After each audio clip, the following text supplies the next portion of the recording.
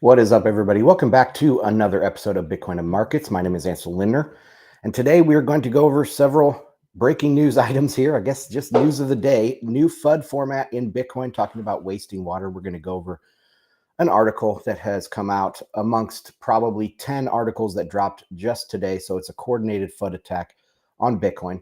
We're going to go over Standard Chartered. They are a big bank out of the UK, and they have a Bitcoin prediction. ETF news. Eric Balkunas has dropped some more news on Twitter. We're going to cover that. And then we're going to end up with a Nigeria story. Nigeria is big in Bitcoin, big with Bitcoin adoption. And so we're going to cover a story about their government debt. But let's jump right into it. Let me share my screen. And we're going to go to which one first? Sorry, guys, here. Here it is. BitcoinandMarkets.com. That's the website. You guys can go sign up for the free weekly newsletter, as well as support my work over there. I appreciate everybody that supports. When you become a paid member, you get blog posts right when I release them. They go public a few days later. You also get, with a higher tier, you get the professional newsletter that goes out once a week, talking about price, talking about the coming recession, talking about what to expect in the markets, and just more of a deep dive into my unique macro thesis. So all of that is available over on bitcoinandmarkets.com. Also, I've been writing now for a few months for Bitcoin Magazine Pro, and this is the latest from there: Bitcoin's Cantillon effect and hidden opportunities in Bitcoin-related stocks. So I go through talking all about that. I have several charts for Bitcoin price, Bitcoin-related investments. So check out bmpro.substack.com. All right, where do we want to go first? Let's go with Standard Chartered.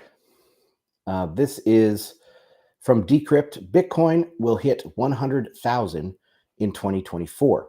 That is an extremely conservative prediction.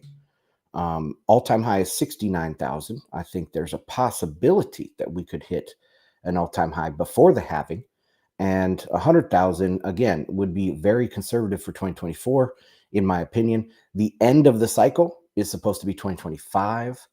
So, about a year and a half after the halving is when the cycle has a blow-off top. Usually it didn't have a blow-off top last cycle in 2021 because of all the over-leveraged shitcoining that was going on and all of those liquidations and busts of all of those things and the exchanges like FTX. So all that added together to keep Bitcoin from having its blow-off top in 2021. But most likely we will have a repeat of the typical cycle that we've seen before that. Okay, so they predict, says Standard Chartered, the British multinational bank has returned to its bullish stance on the biggest digital coin. It is the only real digital coin. Okay, all other assets, all other quote unquote crypto they're just scams. They're obfuscated, centralized scams. But anyway, biggest digital coin as more signals turn green. Let's read into this. So Bitcoin will hit 100K by next year, British multinational Standard Chartered has said. The bank made its first bullish prediction back in April, predicting that that Bitcoin would hit 100K by the end of 2024. In July, its team of analysts projected that Bitcoin could hit 120,000 in the same time frame. While the protracted bear market that dominated 2023, I think they meant 2022, is only recently showing signs of thawing, the bank is again saying Bitcoin could hit 100K. All right. We now expect more price upside to materialize before the halving than we previously did, specifically via the earlier than expected introduction of US spot ETFs. A report by the bank said this suggests a risk that the 100K level could be reached before the end of 2024. The halving the bank is referring to, okay, we know what that is. They did not respond to requests for comment from Decrypt. It's viewed as a bullish indicator for the asset because it reduces supply of Bitcoin that miners, okay, they're talking about the halving still, But in its latest report, the approval of a spot Bitcoin ETF could lead to quicker appreciation to a higher price. A number of major Wall Street investment firms, including BlackRock, have applied to the U.S. Securities and Exchange Commission for their own Bitcoin ETF.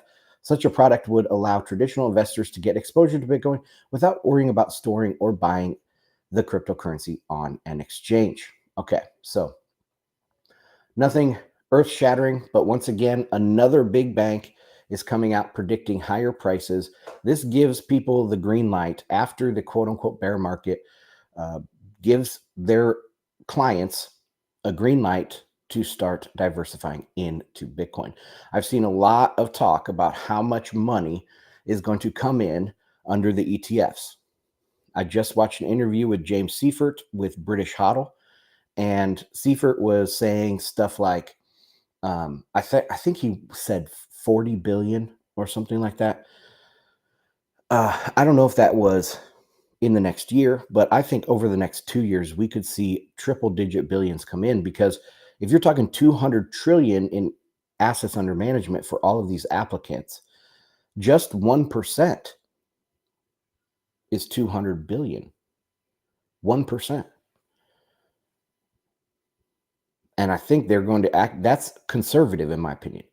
These people could, especially if Bitcoin keeps mooning and the traditional system keeps stalling and stagnating and dying and withering and looking like an old decrepit man, Bitcoin looking like the youthful, fit future, we could see not 1%, not 5%, we could see 10%. That's starting to get a little cosmic, right? Because once you go to 10%, we're talking 2 trillion coming in to Bitcoin over the next 5-10 years. And there's not that much Bitcoin to buy. With the multiplier effect, I mean, that could take Bitcoin, to market caps that years ago seemed crazy. $50 trillion market cap, $75 trillion market cap. But I truly believe that Bitcoin is destined to be the largest asset in the world. All right, so that's that one. Let's go on to this new news by Eric Balkunis. So he is the head of ETF strategy or ETF reporting at Bloomberg, and he's been all over the Bitcoin ETF stuff for years. I think these guys have been commenting on this for many years. Looks like BlackRock met with the SEC's Trading and Markets Division again yesterday and presented them with a revised in-kind model design based on staff's comments at their 11/20 meeting. So they met back on 11/20, which was, what day was that? Last Monday before Thanksgiving. And now they just met again on the 28th, the Tuesday after Thanksgiving, with an updated, revised in-kind model. Because remember, BlackRock and ARK, they want to stick with in-kind creation.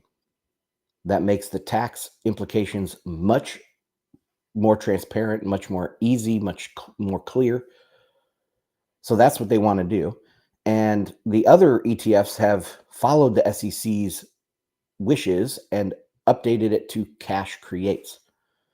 So there is a little bit going on here under the surface, behind the scenes, in the ETF approval process. Will the SEC approve cash creates but not in-kind creates? Will they approve the in-kind creates? Because BlackRock pulls a lot of weight and they want in-kind. Are they going to approve the in-kind creates, so ARK and BlackRock, but not the other cash creates? Or are they just going to go willy-nilly and just approve everything? I don't know, but it is showing that there is definitely motivation to get this cleared up and get this approved. I think every time they meet like this, it's one more check in the box towards approval. Now, the Trading and Markets Division, that's not Gary Gensler, that's not the big head honcho. He still has the ultimate approval or denial hammer that he can swing down. But the insiders, the Trading and Markets Division, I think this is showing motivation towards they are wanting an approval. They're going to recommend approval, things like that. I was also thinking recently about the back and forth with this approval of the ETF. And there has been some news.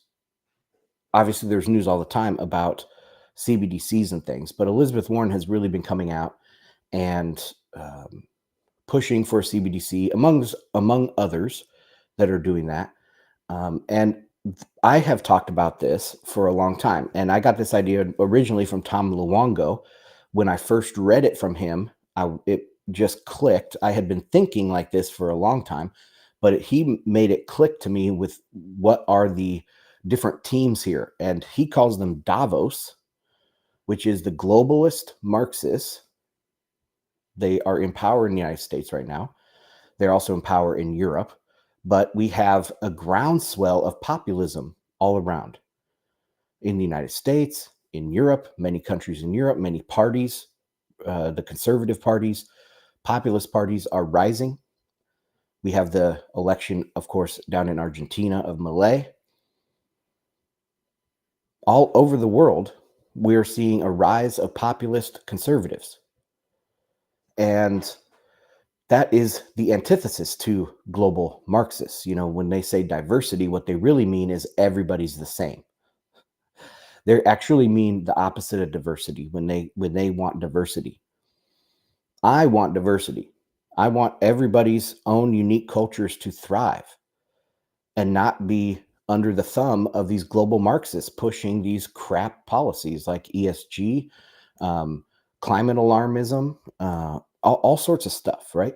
That are negative to the world. Plus, being the policeman of the world. And if you don't agree with me, you are an authoritarian out there that needs to be stopped, you know, like Putin and everything. They just because he doesn't want to agree with them and he doesn't want to bow down to the global Marxists, they target him.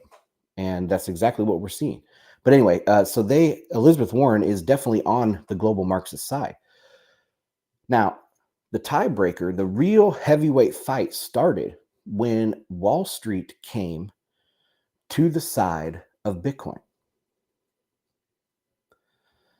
Because we want to hate bankers. We want to hate bankers. Bitcoiners usually distrust the Fed. Obviously, that most of them want to end the Fed.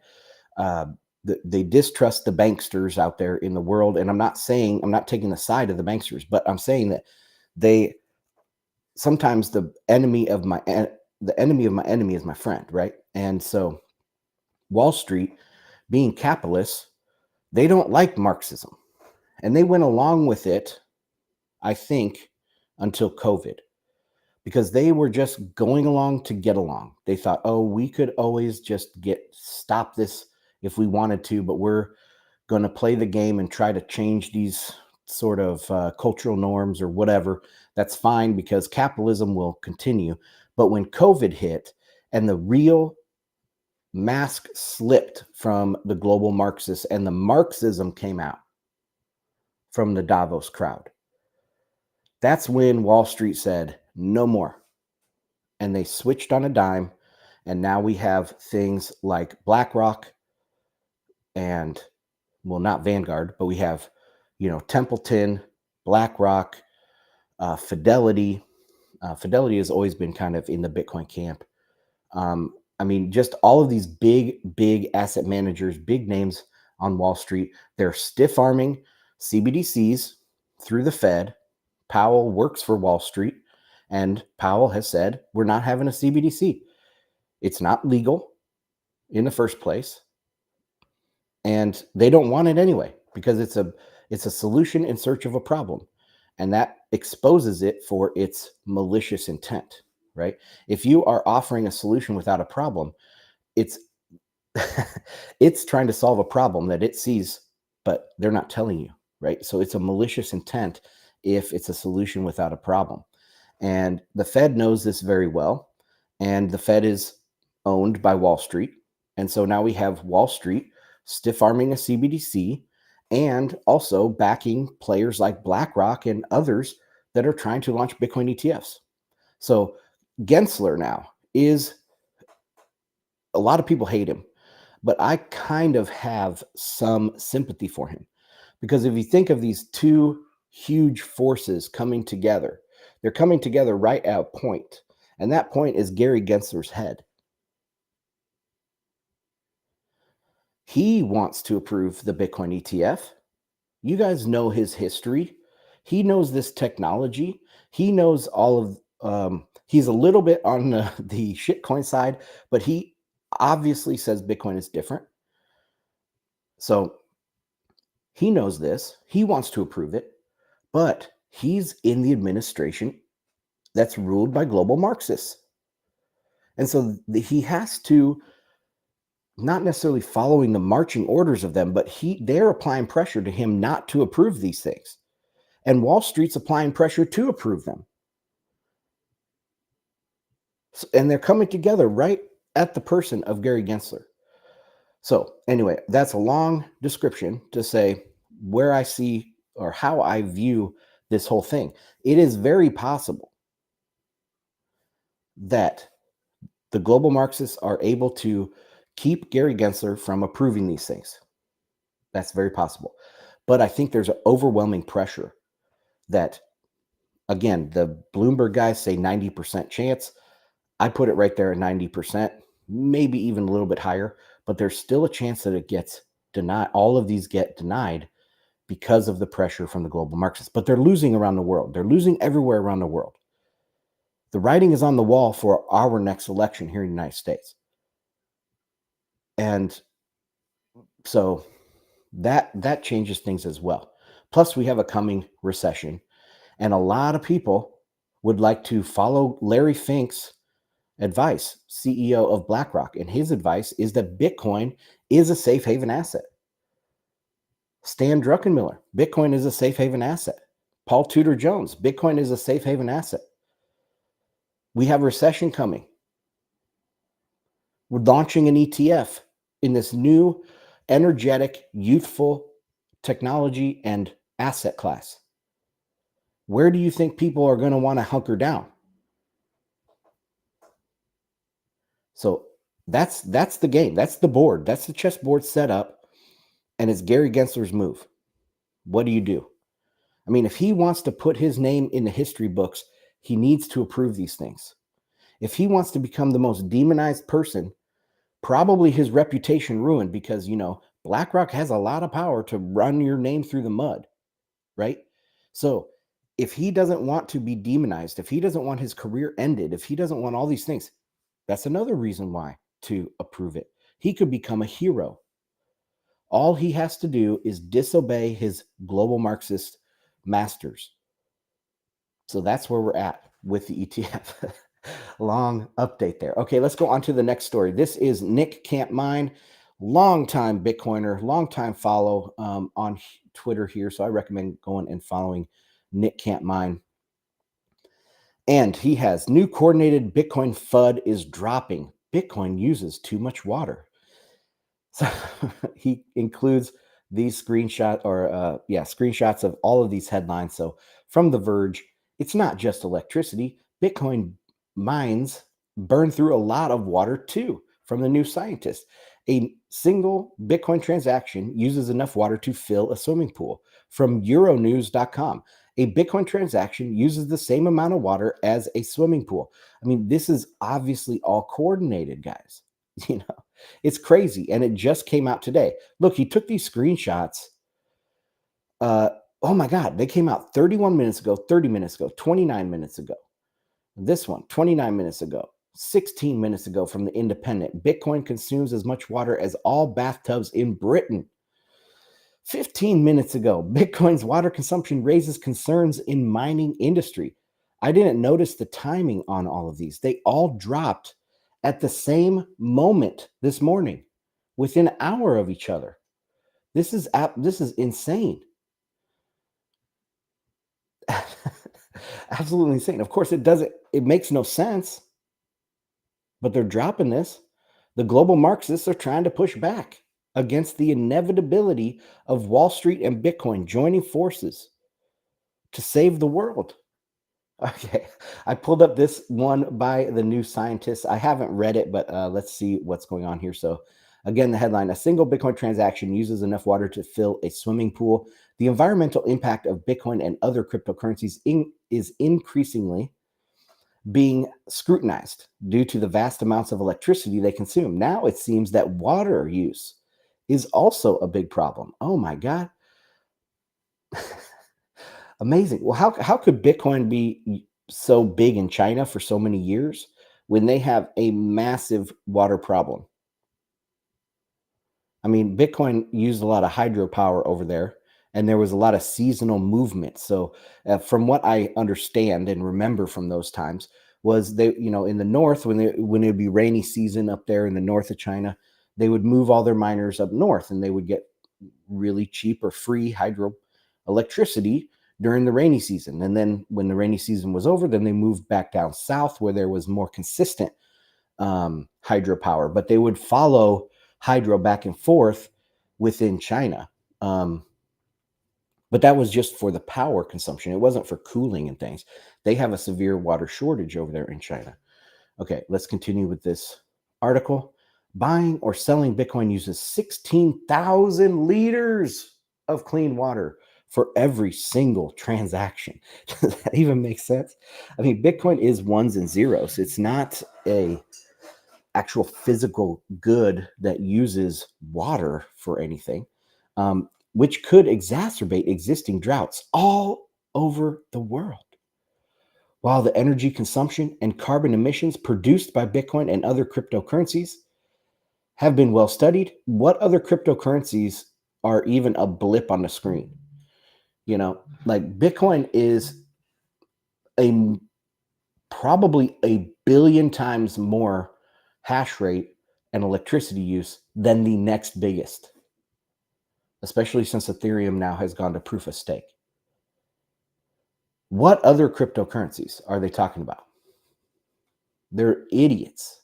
They're idiots. And also, Bitcoin mining produces no emissions. We covered that with Pierre Rochard when he went up and he tested the air quality outside in beautiful blue sky, Texas. And then he went inside the Bitcoin mine and held it right up there in the exhaust area of all of the miners. And it was actually less CO2 fractionally. So Bitcoin mining does not produce carbon emissions. I mean, this whole sentence. I mean, guys, I'm reading this as a longtime Bitcoiner. And these guys have not, like, the FUD has not gotten better in those 10 years. It's gotten worse. This is the first assessment of its water use and wider environmental impact. Dun, dun, dun. Alex de Veers, I don't know how to pronounce that, at the VU Amsterdam School of Business and Economics in the Netherlands, has calculated that mining, the computational process that secures the Bitcoin network, uses between 8.6 and 35.1 billion liters of water per year in the US alone. He says that Bitcoin used 1.6 trillion liters of water globally in 2021 and expects this to rise to 2.1 trillion liters this year. Broken down per transaction, that means a single Bitcoin trade consumes 16,000 liters of water, enough to fill a small swimming pool. This is increasingly hard to defend, says Veers. Okay. The majority of water consumption comes from electricity production, such as in coal and gas plants, or throughput in hydroelectric power stations. Okay, so electricity production in coal and gas plants. I mean, I'm not an expert in exactly how they use water in these coal and gas plants, but that water is not disappeared. They understand that it must be evaporated. So they're saying that it consumes water when all it's doing is evaporating water, or through hydroelectric power stations, like going through turbines is considered water use. This is untenable on the face of it. And this is the subject of a coordinated dump of FUD on Bitcoin. What? It makes no sense. This FUD is, I mean, if this is a standard of the strength of the global Marxists and their ability to create FUD and their ability to fight Bitcoin, like this is a representation of how strong they are. They are incredibly weak. This is the worst FUD I've ever seen. I mean, just in the first two paragraphs, they've had so many mistakes. First three paragraphs, it's laughable. It's absolutely laughable. All right, that's it for this story. Let's go on to the last one for the day. Nigeria debt costs Nigeria debt costs pressure social. Good Lord, Nigeria debt costs pressure social spending in 2024 budget. Oh my God, I got that out. Okay. Again, like I said at the beginning, Nigeria is big into Bitcoin. There is a lot of individual users over there, apparently. I don't know the exact number. I don't know how much confidence to put in the adoption rates in Nigeria because of the null point. And I've talked about this before. Maybe this is a crazy concern. Maybe it has no bearing at all, but this is one of my concerns about this because, on the map, lat long, the null point, I think, is considered Nigeria. It's off the coast of Nigeria. And so if there's traffic on the Bitcoin network that defaults to a null point, that they don't have any lat long on it, they will credit it to Nigeria, right? And so I don't know how much that affects this, but people say that Nigeria is really being into Bitcoin. I don't see how they could be. They do have a huge population. They do have really bad monetary policy. They have bad central bank. They have a bad currency. They launched the e-Naira, a CBDC, that completely failed, utterly failed in spectacular fashion. Their people rose up against it. They had to force people to adopt it. And even then, it only got like 1 to 5% of transactions. I mean, it was an utter failure. And that's how all CBDCs are going to be, by the way. But anyway, so Nigeria is important to Bitcoin, at least from a narrative standpoint. And I have also said that I expect Africa to not do so well in the coming deglobalization era. So from that standpoint, let's read this. About 30% of spending.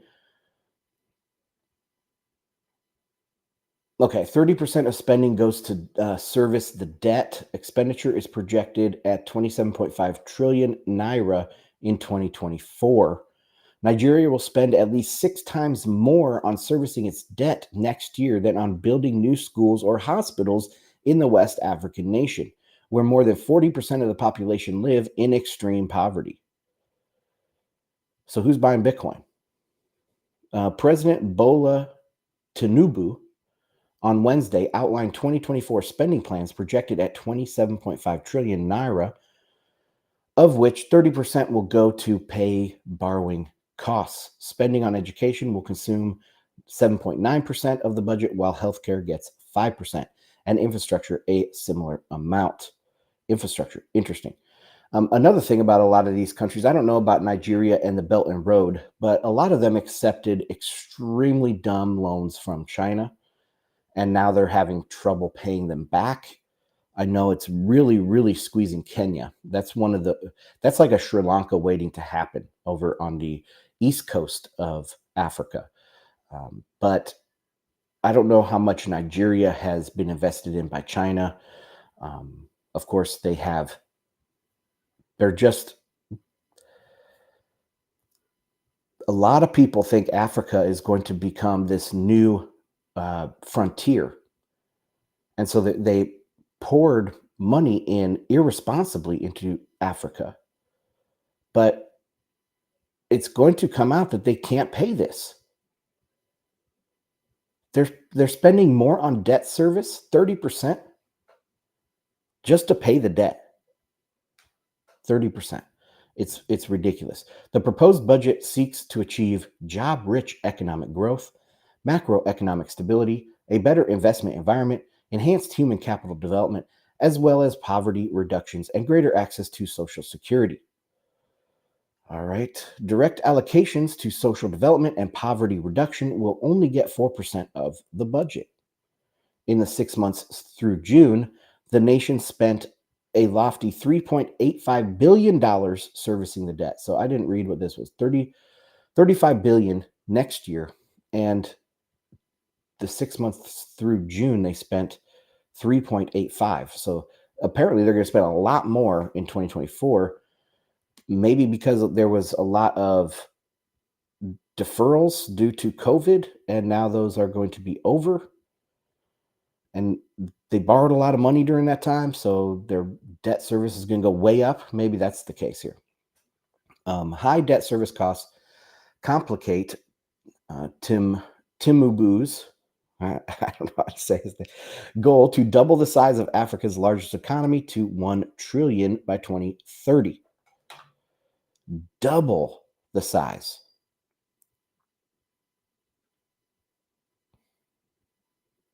To 1 trillion.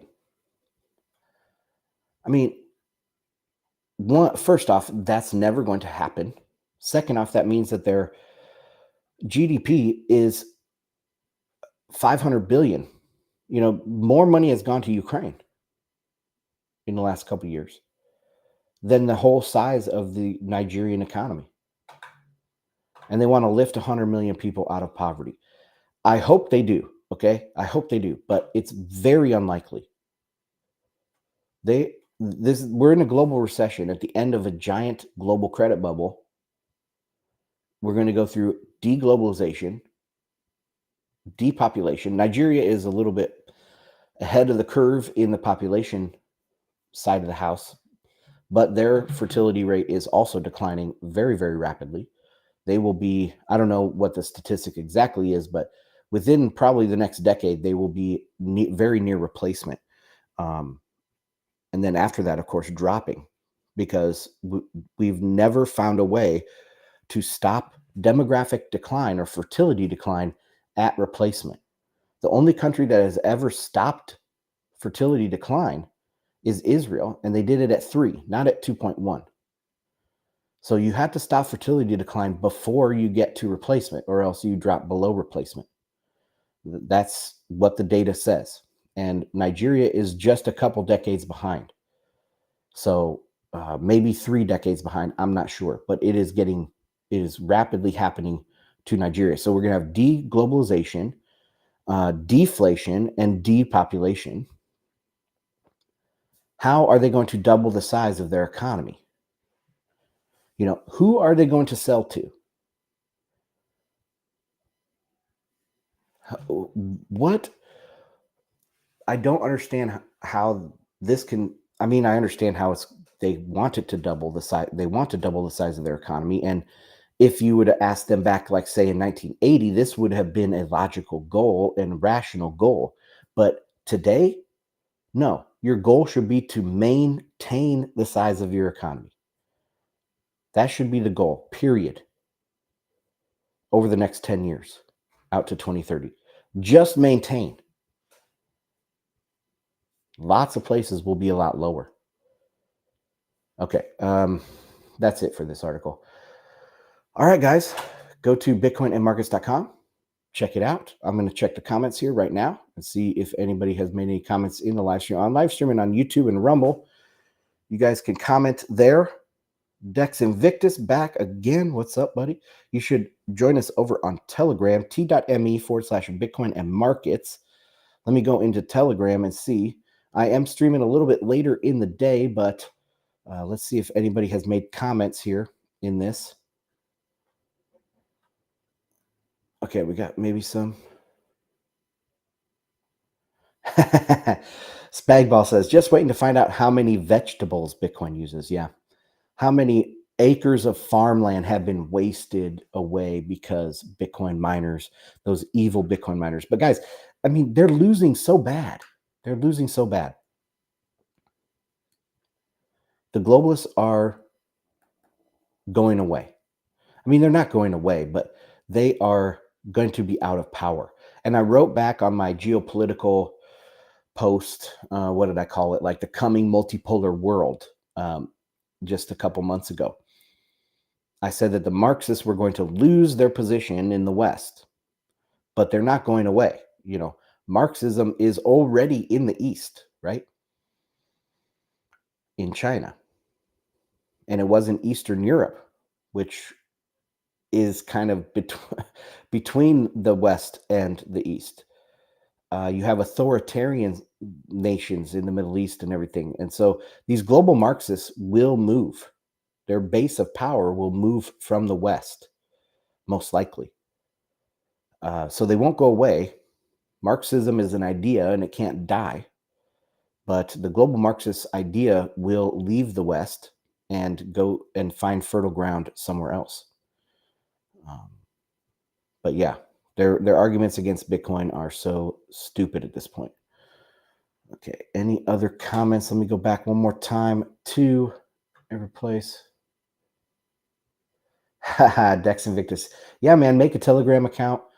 We are hanging out in there all day. We probably post on busy days. I post 20 different things in there, and people comment on them, and we have a good time. So check out Telegram, everybody, t.me/Bitcoin and Markets. Check out bitcoinandmarkets.com. And also, don't forget, sub to let me bring it up. Sub to Bitcoin Magazine Pro. We're on here. I post once a week. Let's read some of these, the titles of my recent posts. So Bitcoin's Cantillon effect. I always say it differently. Cantillon effect and hidden opportunities in Bitcoin related stocks. That was the one from today. Last week, global liquidity or halvings, which create Bitcoin cycles. And I looked at global liquidity and said, hey, everybody's talking about liquidity is increasing, but that's just an illusion. And so I go through that. Let's see. Panic and chaos ensue after shockingly low October CPI. That was from the 15th. Let's go in and see some more of these. Inflation is dead. Long live safe haven Bitcoin. Bitcoin acceptance or rapid acceptance of Bitcoin as safe haven and the death of yield curve control. So I talk about Bitcoin, I talk about macro. I have a very unique kind of dissonant flavor to my Bitcoin stuff. I'm on the deflation side of the house, Austrian from Austrian School of Economics, but on the deflation side of the house. So very unique Bitcoin content. If you're watching me for the first time, please subscribe, check out bitcoinandmarkets.com. Okay, that's it, guys. I'll see you on the next one.